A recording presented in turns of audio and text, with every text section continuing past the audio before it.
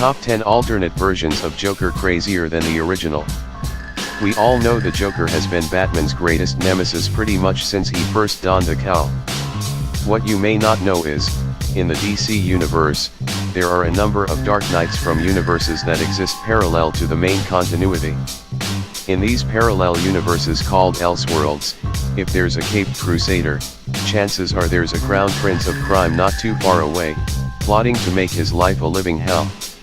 Let's take a look at 10 of these substitute psychopaths.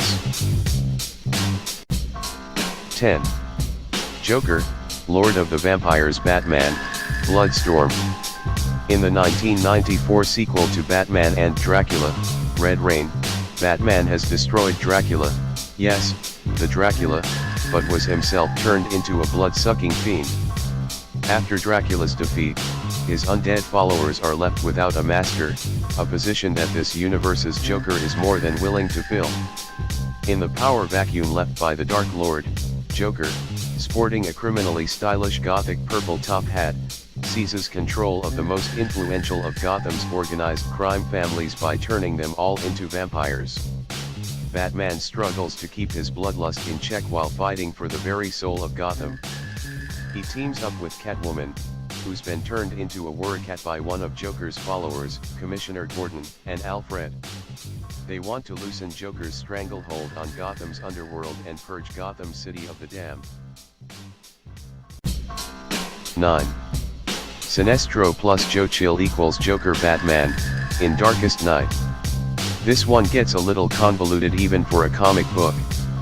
Have you ever wondered what would happen if a Green Lantern ring flew through Bruce Wayne's study window instead of a bat? Probably not, but the answer is insanity. Bat-sheer insanity happens. This story combines Batman and the Green Lantern Hal Jordan's origins but leaves out the Hal Jordan part. Instead of the ring choosing Hal, it flies through Bruce's window. One of the first things Bruce does with the ring is encounter Red Hood, the man who would become Joker at a chemical plant. However, instead of knocking Red Hood into a vat of chemicals as the original story dictates, Bruce just scoops him up with his newly acquired power ring and turns him over to the police, seemingly avoiding the Joker ever being born. Bruce is then sent by the Green Lantern Corps to bring in the rogue Green Lantern Sinestro, who is traditionally considered Hal Jordan's archenemy, and things pretty much play out how they did for Hal. Green Batman Lantern succeeds. Sinestro is imprisoned, escapes, creates a yellow lantern ring, and sets his sights on revenge. Now this is where it gets weird. Sinestro goes to the Gotham City Police Department and kills Commissioner Gordon after uncovering Bruce's identity and the whereabouts of Joe Chill, the man who killed Bruce's parents.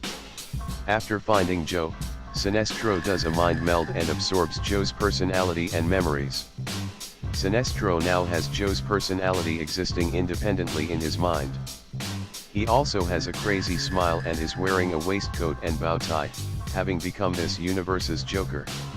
If you're thinking that this doesn't make much sense, let us assure you that the comic fails to explain it better than we just have. Sinestro gives out yellow lantern rings to Harvey Dent, aka Two-Face, and Carol Ferris, aka Star Sapphire, and enlists them to help kill Bruce Lantern. The trio make it to Wayne Manor, promptly murder Alfred, and just wait for Bat Lantern to get home. Bruce and most of the Justice League, who are now also Green Lanterns, arrive. But Joe Castro and his posse escape, with Green Lantern but taking off into space after them for revenge. Bat-sheer T.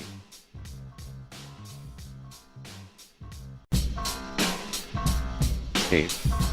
Retro Cyborg Joker Nosferatu.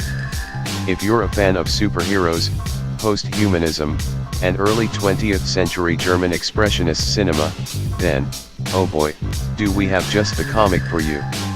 Nosferatu's art style and setting are inspired by the 1922 film of the same name as well as similar films of the era. In this timeline, Joker is referred to as the Laughing Man, likely a nod to the 1928 film The Man Who Laughs, which was the real-life inspiration for the Joker's iconic bleached skin and tortured grin. He is a cyborg created by Luthor, this universe's version of Lex Luthor, to assist Dr. Arkham in his psychomancy seances, a grotesque technological and supernatural form of divination. He's sort of a Frankenstein's monster of a Joker, consisting of machinery and various body parts from Arkham's former patients. The idea behind psychomancy seems to be this: if you have a mind that's far removed from reality and in a constant schizoid state, it has the ability to see reality from a greater vantage, past, present, and future all at once. The patricians of this universe's metropolis attend these seances as a sick curiosity. Arkham uses the Laughing Man as a tool to carry out political assassinations. His first two targets are this story's analogs of Commissioner Gordon and Dick Grayson. These poor guys don't tend to live past the first 20 pages in an Elseworld story. After discovering that Arkham was the one responsible for the murders of his closest friends, Bruce Wayne's son, we think you can figure out who that one is then targeted by the Laughing Man. After seemingly being killed, Bruce returns as the Nosferatu, a mix between the familiar vampire from the film of the same name and the Batman.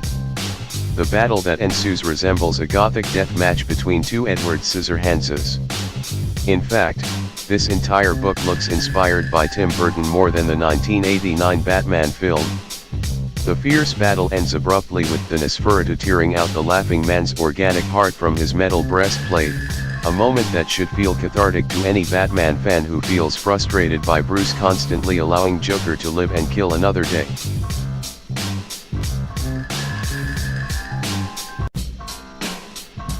#7.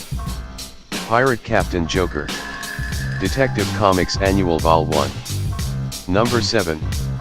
This version of the Joker is probably the most like his main continuity counterpart so far. In this alternate take, we find Batman as the privateer Leatherwing. Get it? Like a bat. Eventually, he comes toe-to-toe with the mad pirate captain known as the Laughing Man again. The story is set in the Caribbean sometime in the 1500s as Captain Leatherwing patrols the coasts defending sea lanes for the British Crown.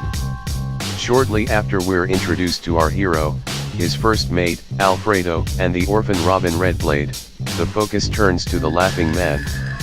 This book came out the same year as Steven Spielberg's Hook, and the similarities in appearance and demeanor between Joker and Dustin Hoffman's Captain Hook are undeniable.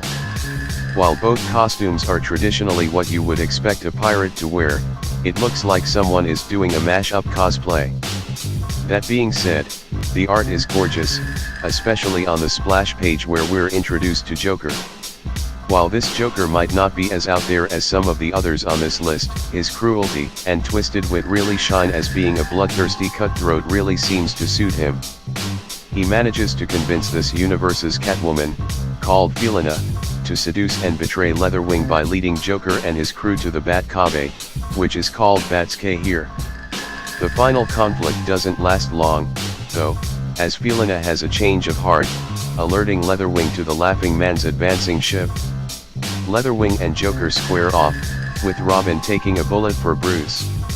Enraged, Leatherwing plunges his cutlass through the Laughing Man's heart and into the main mast. If only Batman Prime would take some pointers from his less squeamish counterparts. 6.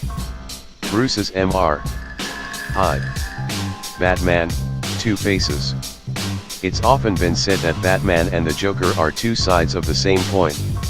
This story really takes that concept to heart. Taking place in Gotham in 1886, this story takes inspiration from Dr. Jekyll and Mr. Hyde, as well as the myth surrounding Jack the Ripper. It explores the dual nature of Batman and the Joker's relationship, Two-Face, and Batman himself. When we're first introduced to Bruce Wayne, he is attending a gala in honor of the Twilight Orchid, a flower from Asia that blooms during the day and turns into a shriveled weed at night. Bruce had the flower shipped to Gotham at great expense in hopes of using it to cure Harvey Dent / Two-Face of his bipolar nature. While experimenting with the flower, Bruce concocts a serum that would mend Dent's fractured psyche. To test it, Bruce drinks the serum himself. This Bruce Wayne isn't all that bright.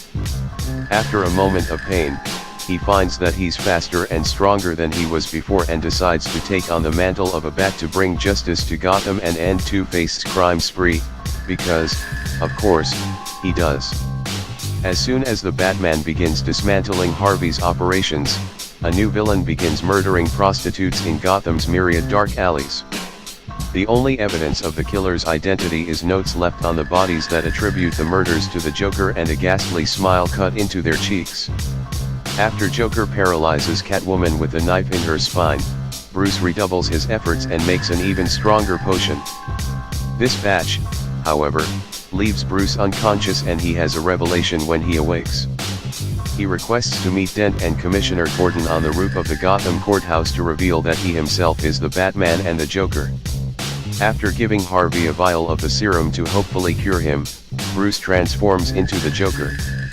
After a rooftop scuffle, Bruce momentarily regains control of himself as he hangs from the roof with Two-Face clutching his arm.